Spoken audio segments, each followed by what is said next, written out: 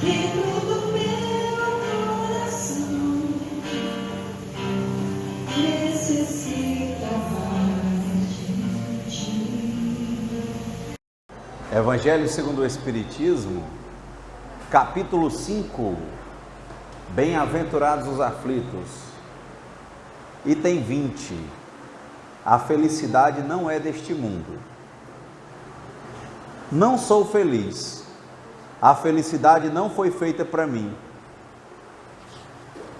exclama geralmente o homem em todas as posições sociais.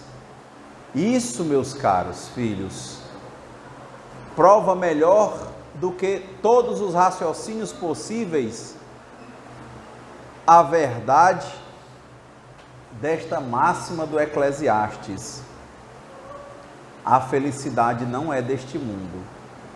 Com efeito, nem a fortuna, nem o poder, nem mesmo a juventude florescente são as condições essenciais da felicidade. Digo mais, nem mesmo a reunião dessas três condições tão desejadas, uma vez que se ouvem sem cessar, no meio das classes mais privilegiadas, pessoas de todas as idades se lamentarem amargamente da sua condição de ser. Diante de tal resultado, é inconcebível que as classes laboriosas e militares invejem com tanta cobiça a posição daqueles a quem a fortuna parece ter favorecido. Neste mundo, qualquer coisa que se faça, cada um tem a sua parte de trabalho e de miséria, seu quinhão de sofrimento e de decepções, de onde é fácil chegar à conclusão de que a terra é um lugar de provas e expiações.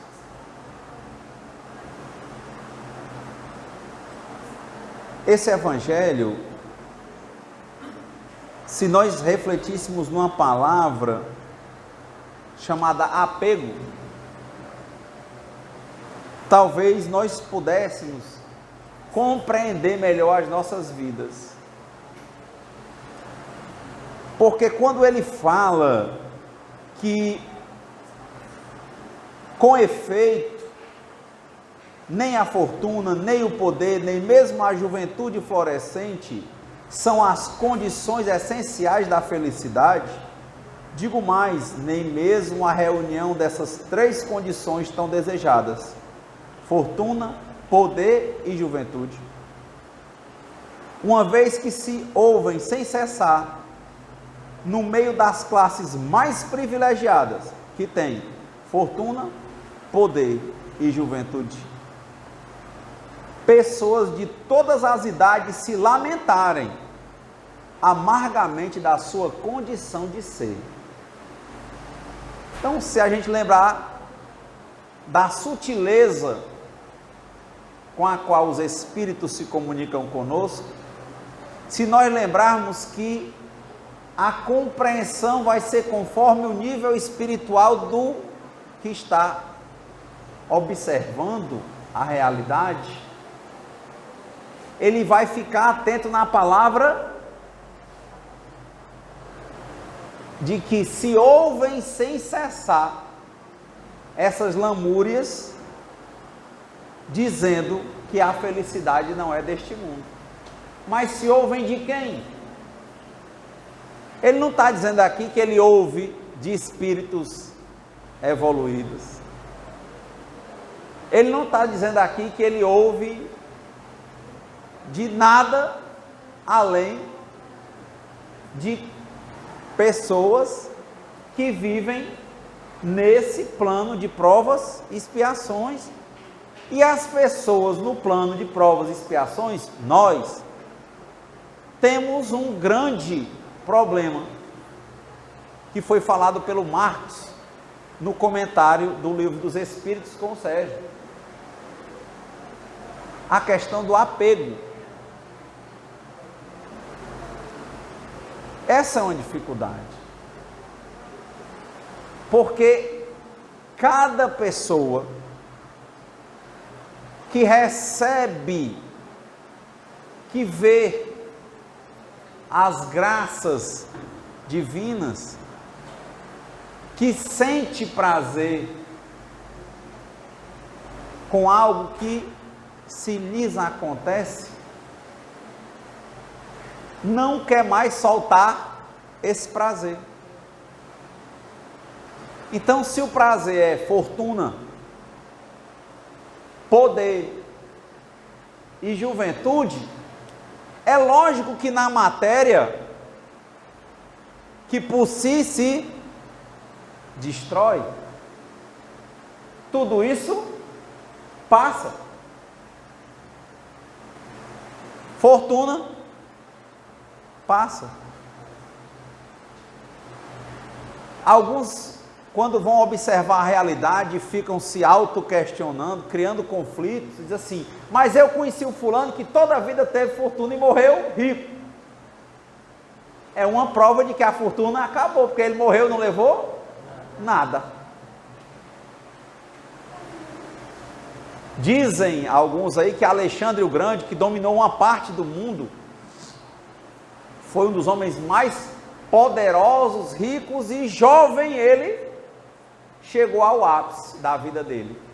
Dizem que quando Alexandre convalesceu para morrer, ele disse que queria ser enterrado, ser levado num esquife, num caixão, com as mãos para fora do caixão, querendo que as pessoas entendessem que ele, o homem mais poderoso, rico, e que jovem ainda se foi, partiu sem nada, as mãos deles estavam vazias.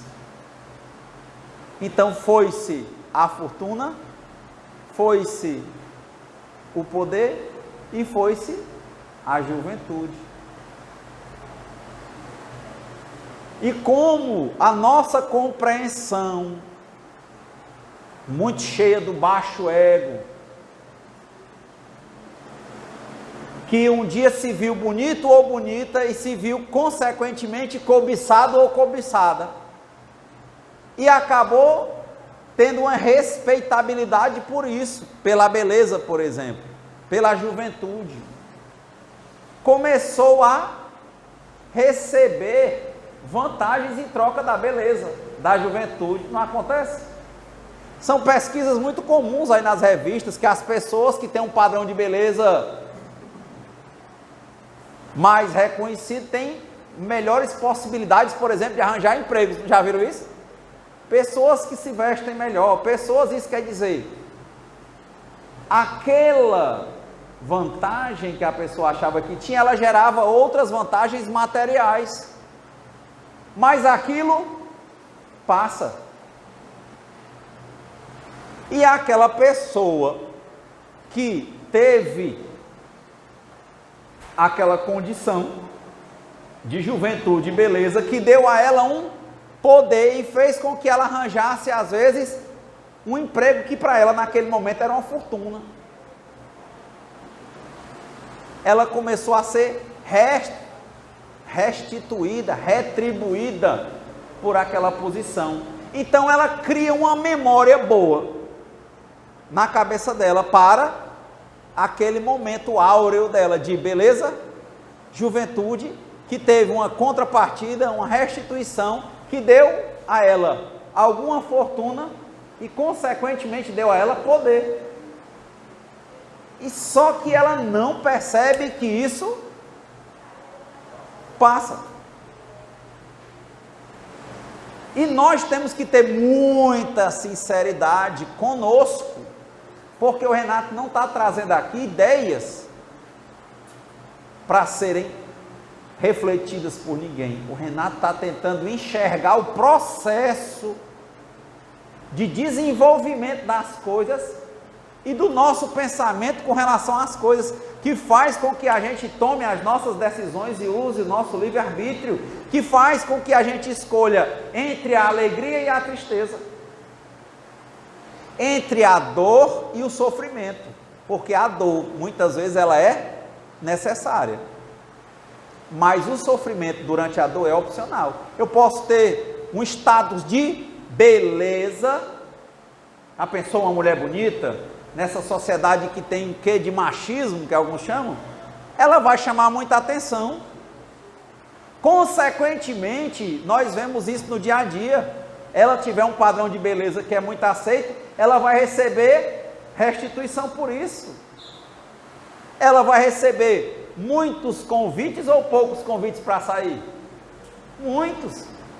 Convites para ela pagar ou para pagarem para ela? Pagar para ela. Chega um momento que às vezes ela mesma vai se iludir de que é porque o pessoal gosta dela. Eu quero é ver na hora da doença quantos chegam na porta ligando: ei, tu tá precisando de quê? De remédio, quer que eu pague teu plano de saúde? Quem já viu isso? Tá em casa, tá sem beber, ei mulher, vamos sair, ei cara, vamos sair, ei, vamos para lá. No dia que você tá doente, quantas ligação? A pessoa liga: ei, vamos sair. Ixi, mulher, eu tô doente. Aí o pessoal: ah, beleza, depois a gente se fala.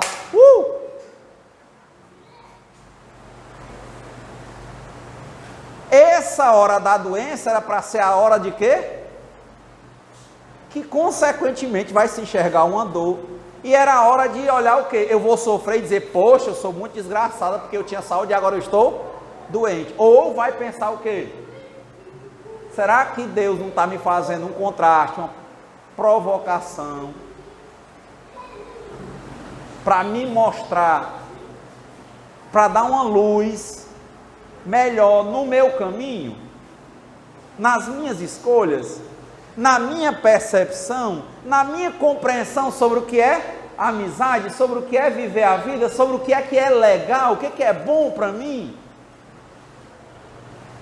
Ou eu vou sofrer porque a saúde momentaneamente passou e ficar sofrendo porque agora não é mais a hora de curtir, porque eu não tenho condição física de curtir. E o pessoal me isola. Se eu fizer isso, eu vou sofrer. A dor, que era para me gerar um aprendizado, está me gerando um sofrimento. Mas se naquela dor eu compreender a luz que ela está trazendo para a minha vida, eu não vou ver tristeza na minha dor, eu vou ver a luz.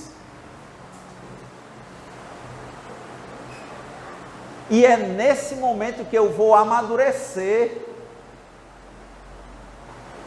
Esse é o casamento nosso conosco, com a vida, a nossa ligação e religação constante com o Criador. É aí que a gente vai poder dizer que a gente vai ser, se a gente vai sofrer na dor e dizer na alegria e na doença, na saúde e na tristeza, conosco. Se o nosso relacionamento com Deus está em dia, nós não vamos ver isso. Alguém se lamentando e dizendo: a felicidade não é deste mundo. Não vai dizer isso na hora que está no auge da fortuna, do poder e da juventude. Não vai. É na hora da dor que a gente aprende a gemer. Agora, tem gente que dentro das provas e expiações, na hora da dor, sofre, porque ele não quer estar na dor, ele quer estar na festa, que é a memória que ele tem do que é prazer. Na hora da dor, ele não vai ver quem são os amigos e quem não eram realmente amigos. Na hora da dor, ela vai ver se ela estava sendo usada e achando que estava sendo retribuída, ou se realmente ali era uma vontade de pessoas que tinham um interesse em interagir. Na hora que ela vê o processo, ela vai começar a usar o livre-arbítrio. Mas se ela não quiser ver, na hora que ela restituir a saúde, o que ela faz? Volta a fazer tudo de novo. Aí de novo tem um momento de saúde, o que a vida faz? A vida é um ciclo constante. Dia, noite, dia de novo. Doença, saúde, depois doença de novo. Na próxima doença,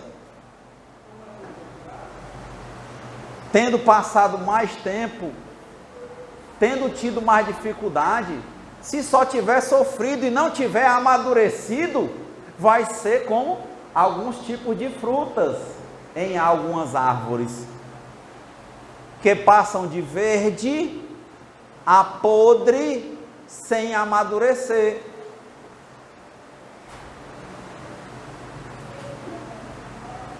Porque se apegam ao conforto que não necessariamente é deles ou para eles. Era para que eles às vezes se inspirassem nessa fortuna, poder e juventude, para com as próprias atitudes construíssem o seu próprio ambiente de vida. Mas às vezes continuam junto com os pais. Eu vi ontem, numa reunião que eu participei, uma mulher falando, né? Que os filhos dela, tinha 2 filhos, um de 34 anos e outro de 32. E ela sempre dizia, né? Porque os meninos ainda, né? Já formados dentro de casa. E um deles, 34 anos, já estava namorando com a menina há 10 anos. E ela dizia, meu filho, é bom, vocês têm que sair. Porque a vida é assim, o terreno para cada um. Vamos pensar numa árvore, achei bonita ela falando. Uma árvore, ela é plantada numa semente num canto. O que acontece? Se você cuidar dela, ela se desenvolve materialmente. Mas se você colocar outra planta no mesmo canto daquela árvore, ela não cresce. O máximo que ela pode fazer é parasitar. E aí ela fica parasitando a vida da árvore. E se ela fosse para um canto dela, ia ter as dificuldades, mas depois ela ia começar a suprir as dificuldades, ia começar a se desenvolver. Mas a questão do apego ao conforto vai tender a fazer com que as escolhas dessa pessoa sejam sempre de quê? De achar que a vida é só conforto e que na hora da dor a felicidade não é deste mundo. Quando na hora da dor era para entender, olha para a tua vida.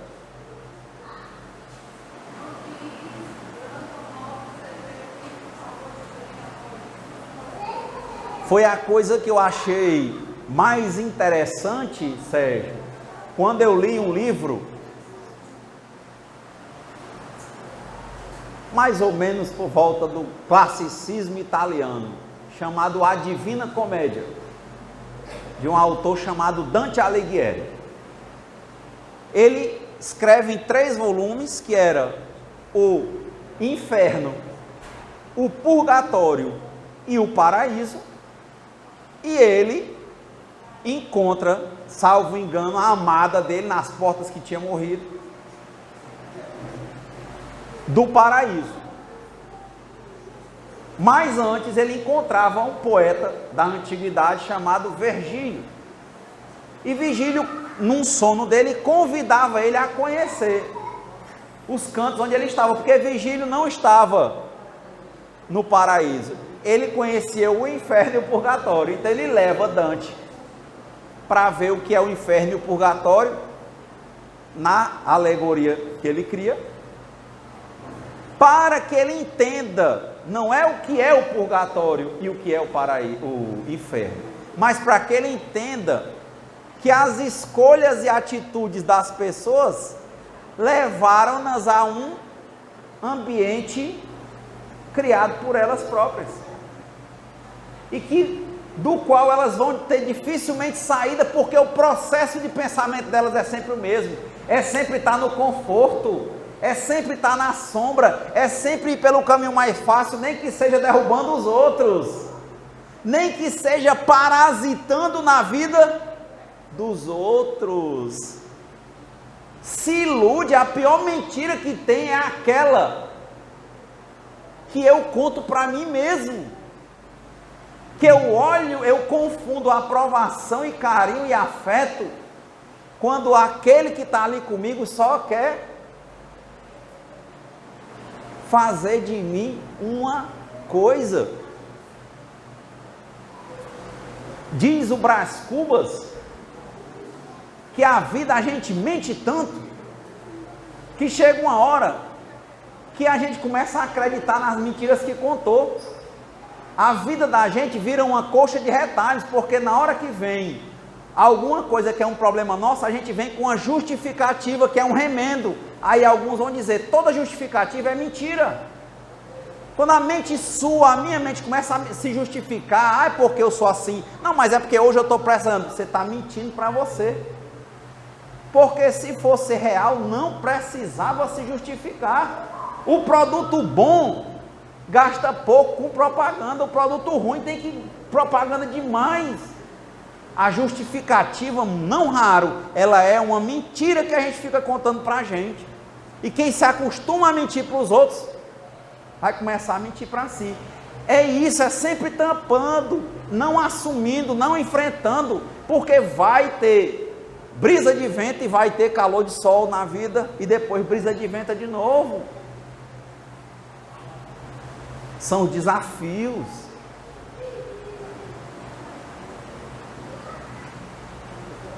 Isso é interessante nesses dois parágrafos, porque se você, ou se eu, não prestarmos atenção no Evangelho, vamos dizer que o livro, os Espíritos, estão dizendo que o mundo é um vale de lágrimas. Isso aí é do Arthur Schopenhauer. Não é isso não. Ele está dizendo que o nosso modo de enxergar as coisas faz com que a gente estrague a nossa vida. Faz com que a gente ache que felicidade está só no outro mundo. Faz com que a gente ache que só dá certo a vida do Sérgio, não dá certo a minha vida. Quando ele for conhecer o Sérgio, ele vai ver quanta dificuldade o Sérgio passou. Tem gente que vê biografia, foi uma coisa que eu me instiguei, porque eu sempre admirei o Chico Xavier falando pela singeleza, pela simplicidade, mas eu aprendi de cedo que eu não poderia nunca me comparar com o Chico, porque o Chico é o Chico e eu sou eu. E não é questão de melhor ou pior, é que cada um está no seu lugar e na sua posição. Mas foi importante ler a biografia do Chico, para ver o quanto ele era de homem, que para ser aquilo, quantas vezes ele dizia que o tanto que ele trabalhava e quantas vezes ele teve que sentar na porta da casa dele, sentar no chão sozinho, ele e o cachorro, e ficar chorando de coisas que aconteciam, que ele é homem. Mas ele enfrentava, que eu gosto de ver isso, ele enfrentava o vento e aproveitava o vento. E quando vinha o sol, ele não saía correndo do sol não. Na hora da dor, ele tentava ver o que é que tinha para que ele aprendesse, e não ficasse lamentando e querendo correr e ficar na sombra. É a hora da dor que faz o chamado nosso para a compreensão da realidade, para a gente enxergar a realidade, porque a gente vive em um constante mar de ilusões criadas por nós mesmos e alimentadas pelo espírito de manada, o negócio que todo mundo faz. Todo mundo faz. Que faz alguém que está bebendo, no dia que ele diz assim, nunca mais eu vou beber, ele fica todo inquieto, dizendo, vale, o pessoal não vai mais gostar de mim, vale, não vai mais sair comigo, mesmo ele sabendo que a vida dele estava insuportável.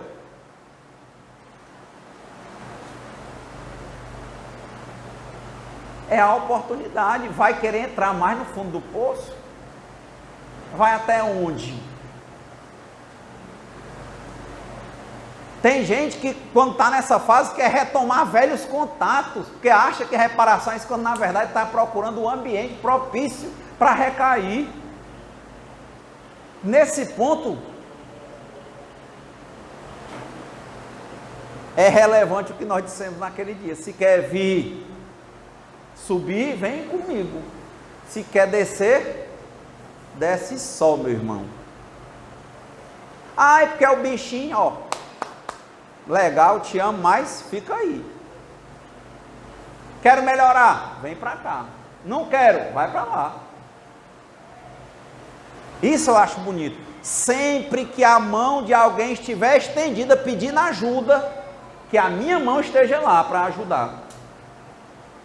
Mas muitas vezes eu ficar oferecendo ajuda a quem não quer, é uma forma minha de alimentar o meu ego, de ficar me afirmando, ficar vivendo a vida dos outros e deixando a minha vida de lado, não porque eu sou bonzinho ou boazinha, mas porque eu estou com medo de assumir as minhas responsabilidades. Porque eu sei que na hora que eu começar, vai ter de novo, vai ter o vento, né? Mas vai ter o sol. E eu sei que passa. Mas se eu não entender que passa, que tem vento e sol, e depois vento de novo, sol de novo, tem manhã, tem tarde, tem noite, de novo, manhã, tarde, noite. Primavera, inverno, verão. Criança, jovem, velho.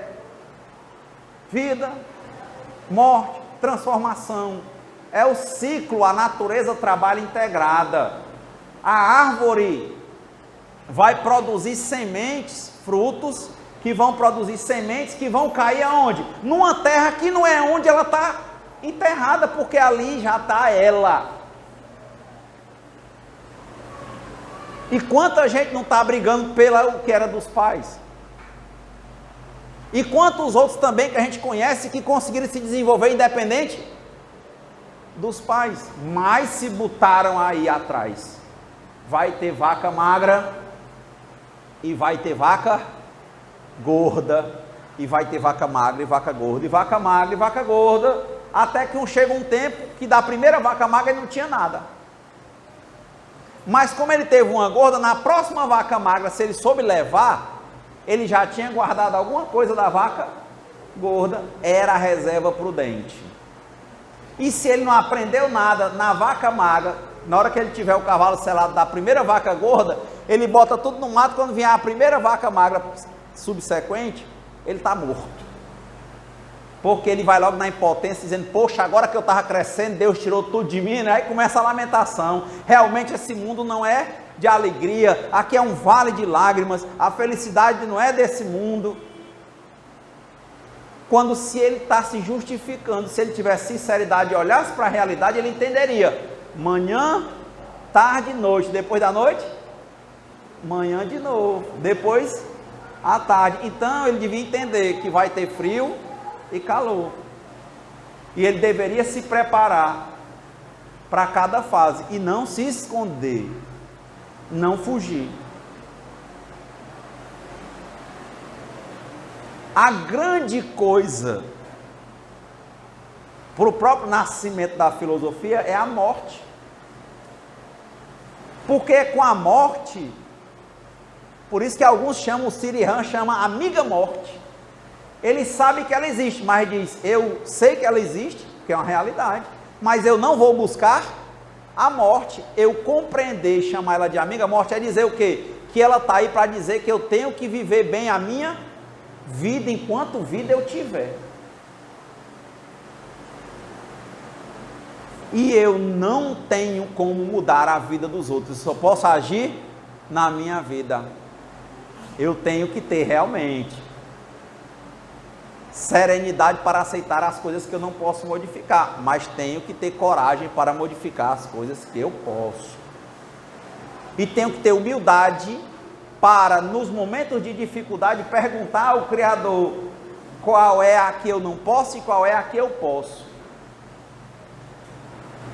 Essa é a questão. Então, amiga morte, amiga doença, se, e somente se, eu conseguir encontrar na dor um motivo para repensar a minha vida e realinhar as minhas escolhas e a minha caminhada e o meu caminho. Aí, de novo, duvido que vá perguntar e essa pessoa vai dizer que a vida é só lágrima. Não é que ele vá, como o Sérgio falou, viver sorrindo. É diferente, está toda hora em euforia. Eufórico é eu fora. É invenção. É diferente euforia de serenidade. Veja um lutador bom, ele é sereno. Que é isso? Ele não ataca, ele se defende quando ele é atacado. O olhar de um bom lutador, ele é impável, impassível, tranquilo, porque ele sabe que pode vir a qualquer momento um golpe contra ele, não é isso não? O que ele faz? Ele se defende. Diz, ei, tu vai morrer, mas eu estou vivo. Ei, tu vai quebrar, mas se eu tiver saúde eu posso sobreviver. E se tiver de morrer, eu confio que existe uma lógica, um Criador. E se aquele relacionamento acabar? Não é orgulho, mas era previsível. Eu vou ter que viver, e bem. É viver na minha posição. Aí é aquele exemplo antigo. Rapazinho chegou para trabalhar, não sabia ler, não tinha canto nenhum, tinha alguém fazendo uma casa, precisando de alguém para ser o mero carregador. Começou a ajudar ali o servente. Depois, se ele começa a trabalhar, seguindo o papel dele, dentro do que apresentou, dentro do que apareceu, já ele vira servente. Um bom servente, rápido leva as coisas, ele começa a ajudar o mestre. Já ele vira mestre. Se ele quiser, vira engenheiro. Só porque ele fez e assumiu o papel dele sem se lastimar. Ele não ficou pensando em ser o mestre. Não, eu sou servente, estou aqui um bom servente. Se um dia me convidarem para ser mestre, se eu estiver pronto, eu vou. Não é isso que o André Luiz diz no nosso lar? Quando o trabalhador está pronto, o trabalho aparece, pronto. Faça o seu trabalho é esse. Qual é o seu trabalho hoje, Renato? Viver bem. Me relacionar comigo, me relacionar com o Criador, me amar, ver o amor e amar a Deus e amar as pessoas, viver, fazer a minha parte. Onde é que tu quer chegar? Não, chegar é isso, é amadurecer. Eu estou amadurecendo. Já estou fazendo o que é para fazer. Agora, quando eu vou amadurecendo, é natural que a vida mande novos desafios, manda. Mas eu tenho que me dispor. E para me dispor com mais segurança, eu tenho que aprender a compreender as coisas sem justificativas, sem fugas, sem subterfúgios. Eu tenho que ter a serenidade que só vem de uma compreensão de que na natureza tudo se transforma. Eu tenho que estar pronto para a transformação.